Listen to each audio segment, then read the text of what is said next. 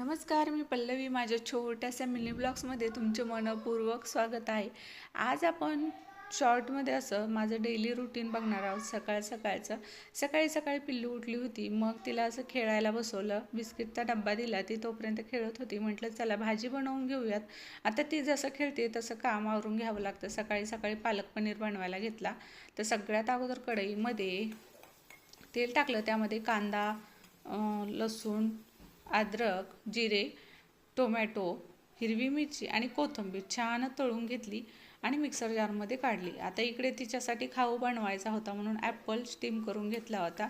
आणि इकडे हे ग्रेव्हीचं साहित्य जे होतं ते आता छान फ्राय झालं होतं, त्याला काढून घेतलं. त्याच कढईमध्ये स्वच्छ पालक धुतला होता, धुवून कट करून घेतला आणि त्याच कढईमध्ये उकडायला टाकला. थोडंसं पाणी टाकलं आणि आता हा पालकाचा कलर चेंज होऊ नये, भाजी छान हिरवीगार दिसावी म्हणून थोडीशी मी साखर टाकत असते आणि खरंच त्यानं खूप छान रिझल्ट येतो. तुम्ही बघा, शेवटी भाजी खूप छान जशाच तसा कलर टिकून राहतो.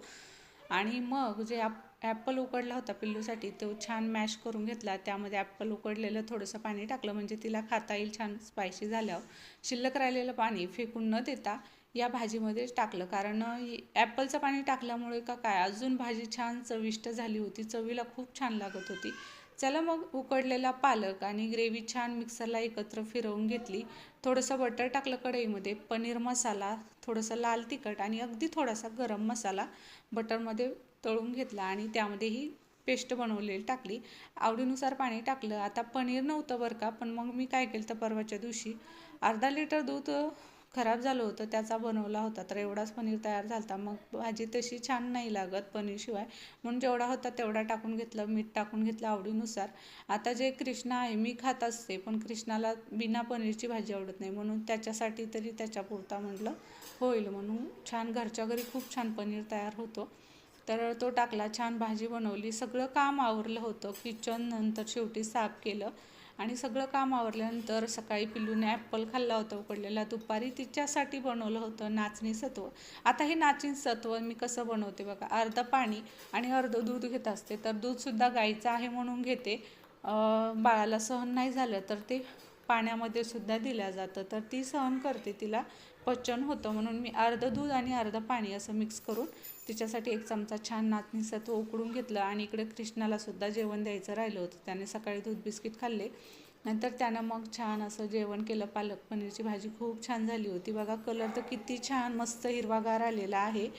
तर मग तिला खाऊ घातला, यालासुद्धा जेवण दिलं. तर छान असं थोड्याशा पनीरमध्ये छान पालक पनीर तयार झालं होतं. आणि हिरव्या भाज्या तर असे हिरवी मुलं खात नाहीत, म्हटलं चला तो पनीरच्या निमित्तानं जरी पालक खातोय.